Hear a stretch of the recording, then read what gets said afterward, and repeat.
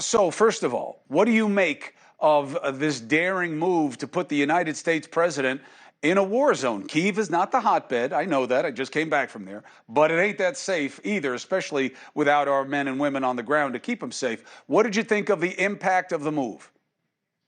For these times, it was dramatic, if I use hyperbole, epic in many ways. Nobody expected it. It sent messages, Chris, all over, not just first and foremost to the Ukrainian people, and yes, to Vladimir Putin, who is giving his own speech tomorrow, but is probably going to have to rewrite it now based on the president's visit to Kyiv. And this is also a really important message for our own people that are struggling with the kind of things that you were just speaking about. You mentioned George Washington.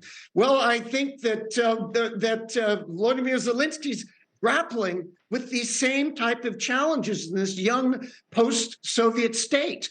So there's a lot going on. It was the timing of this trip was dramatic. It was right, and it was beautifully executed. All right, so let's look at what this idea of execution would be here. Two different takes. First one is, okay, you want to be in Ukraine. You're not in the way that they need you to be. Everybody on the ground I spoke to, from Zelensky the last time I spoke to him, all the way down to the guys hiding in foxholes, said, we need equipment, we need ammo, we're running out, we're outgunned, we're outmanned. So if you're going to come to Kyiv, great, but you better send a lot back there when you get back home.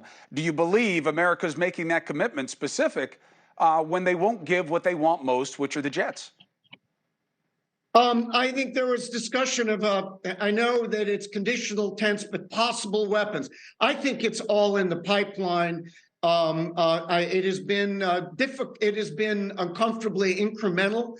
But then I pull back and I think, what are our leaders and European leaders thinking about in the big picture? And considering where we were from 10 months ago, 12 months ago, they have moved a long way in how they've addressed, if you will, concerns about Russian threats, including nuclear weapons. So I believe that, and also the magnificence of the Ukrainian resistance from their military to their civil population has also just increasingly made the case to this, and the Russians, the ongoing vicious, brutal, and we heard in the Munich summit, crimes against humanity. All this is playing. I believe it will come to weapons because the requirement is compelling. But I also understand 10 months ago, even half a year, why we were careful and slow with all these things. You are where we are when you were, and there was a lot to worry about back then. There is still a lot to worry about. They got nukes.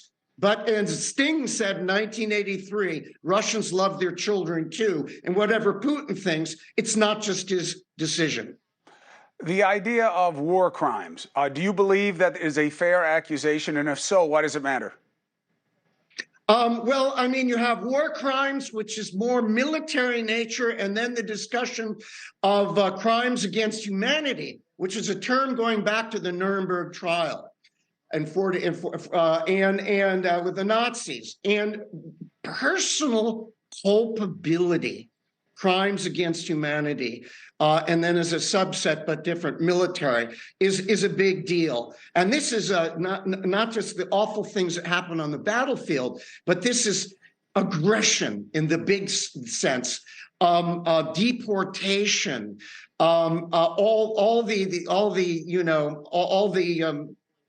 these type of activities, abuse, ethnic cleansing. And this is where the narrative's going. And the Russians, again, it's aimed at personal responsibility as a key subset of a whole nation that they have dragged into this culpability. Hey, thank you for watching.